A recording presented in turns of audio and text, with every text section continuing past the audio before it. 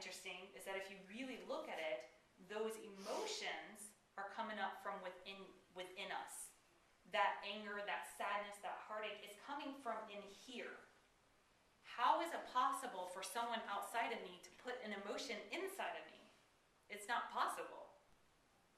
So it's my interaction with that person that is stimulating the response that is coming from within me. And if you look at falling in love with someone for the first time, or falling in love, period, I dare to say it's not the other person that we fall in love with as much as the emotion that comes up in the acceptance of how we feel about ourselves in the presence of that other person. So I would be fooling myself, I feel, if I think that anybody really likes being around me for me. In reality, what people like about being around me is that I make people feel good about themselves when they're in my presence. So it's not so much the other person that we get attached to or that we fall in love with. We fall in love with the emotions that are produced when that other person is around. Now, how can I prove this to be true? Is that you can say, oh, I love this person, and then as soon as that person does something that falls out of alignment with our preferences, all of a sudden you don't like them so much anymore. You can say, oh, I love them, but they drive me crazy when they do this or that. Oh, I love them, but I don't like it whenever he behaves a certain way.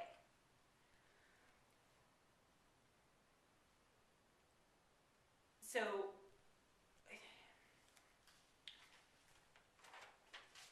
what actually ends up happening is that we like the emotion and the chemical responses that take place in our body, and that's what we get addicted to, but we associate it for whenever this other person is around. And so what happens, and I've seen this over and over again, because I make really conscious connections with people. They're very genuine, because I'm really interested. I think that all of life comes down to relationships, and I'm going to do a workshop on radical relationships also, because I think that I myself, at least, and I think society as a whole, we get kind of caught up into the labels that we put on the relationship, that we forget to focus on the fact that we're just a human being connecting with another human being. We get into the role of, well, this is what a wife should be like, and this is what a husband should be like, and this is what a daughter should be like, this is what a marital relationship should be like, this is what a friendship should be like, this is what a mother-daughter relationship should be like. And we forget that at the end of the day, we're dealing with a human-to-human connection. And I don't care what label you put on it, it's human to human, it's heart to heart. And not to get too much into that, but that is something that I feel we overlook the fact that it's a human to human connection, and we overlook that all these emotions come from within us, and that it's just them that are bringing it up from within us. And it's a beautiful service that other people do, because we wouldn't know that we had all this unpleasant stuff inside of us if they didn't bring it to the surface. So for me, I shifted my thinking from being really agitated with certain people and really resentful for their actions or lack of actions to immense gratitude for the fact that all this horrible, yucky stuff that I feel inside me is coming up and forcing me to look at it, to deal with it, to look at it differently, and then guess what happens? It disappears, and it's no longer there. So I have shifted that initial that comes up of frustration in dealing with my biggest challenges, which are the people that are closest to me, to immense gratitude for when that stuff comes up. Instead of falling into that I get into that kind of laugh at myself. Gosh, I had no idea that I had that within me. How interesting that that's coming up. And as long as that comes up and I ignore it and I push it down and I refuse to look at it, guess what? It's going to come up, and it's going to come up, and it's going to come up, and it's going to come up. And no matter how much I avoid and tiptoe around and try not to stimulate it, it's always going to be in the back of my mind as a possibility. So it will always have control over me unless I pull it out, just look it straight in the eye, and deal with it. And a lot of times whenever I deal with stuff, it's not nearly as scary or as wrong or as bad or horrific horrific as I think that it will be. And so I started going back to the people that I care about. When I would, walk away from a conversation and carry part of it with me, I would go back and say, instead of going back and be like, you make me so mad whenever you say these things, and I don't know what to do with you and the choices that you make and how you make me feel.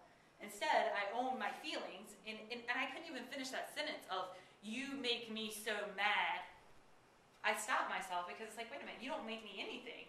I choose my emotional state. So instead of, you make me so mad, I can then change it around to, why do I feel upset when this situation occurs?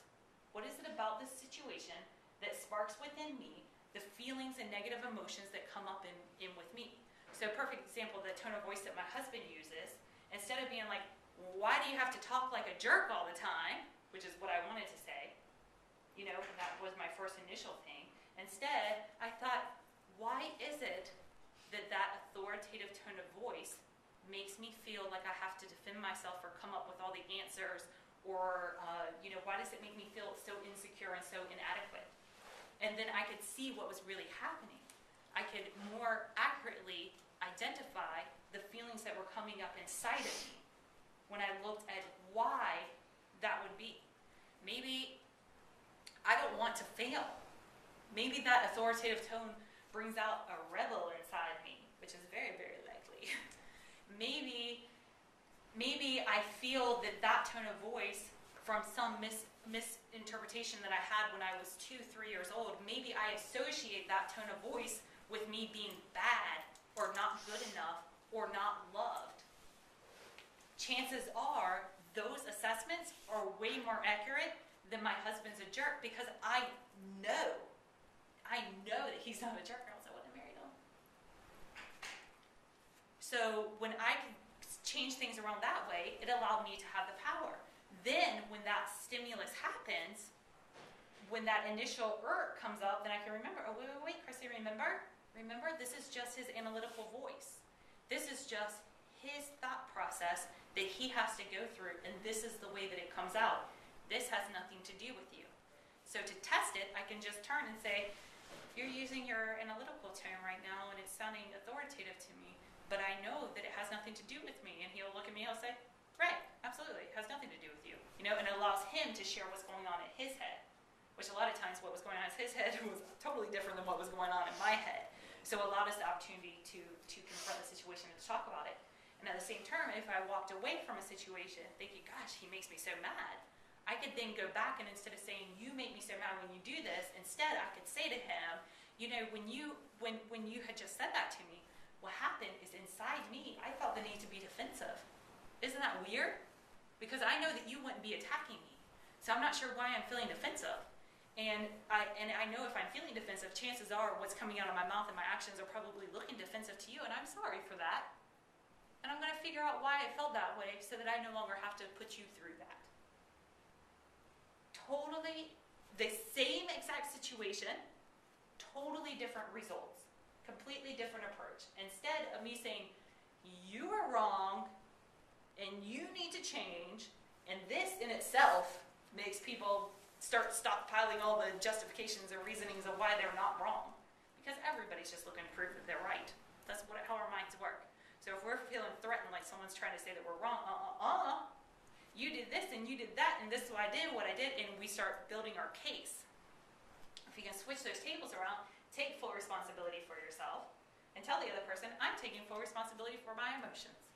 And I don't like the way that I just dealt with you, and I apologize for that, because I believe that I'm going to give back in this world what I give out, and I don't want to get what I just gave to you, and I'm sorry for that. And you're free to make whatever choices you want. You're free to make whatever decisions, react however you want. However, I don't want to give to you anything that I wouldn't want to give to myself. So I apologize for what I just said and what I just did. And if you'd like to continue the conversation, we can. And if not, I will respect your choice, because you're free to make your decisions for yourself. And I would like to continue the evening and have a lovely evening.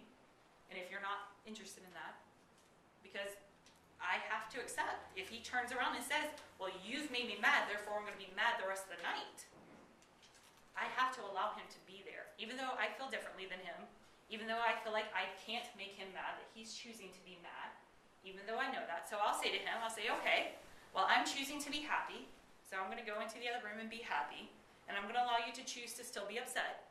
I'm okay with that, but I just can't choose it. I'm taking responsibility for my emotional state. I cannot take responsibility for yours. So I'm going to allow you to be upset. I'm going to allow you to do whatever you feel like you need to do. And I really wish you would choose to be happy, because that's what I want. However, I'm going to let you do your thing, and I'll be in the other room. Now, all this might sound a little wordy. It might sound like a lot of work to do.